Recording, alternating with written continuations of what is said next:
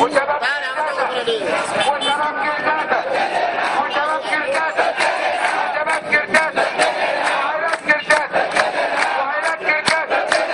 شباب كركاسة عائلات كركاسة شباب كركاسة عائلات كركاسة كركاسة ضد الإرهاب عاصم باقي الهجمات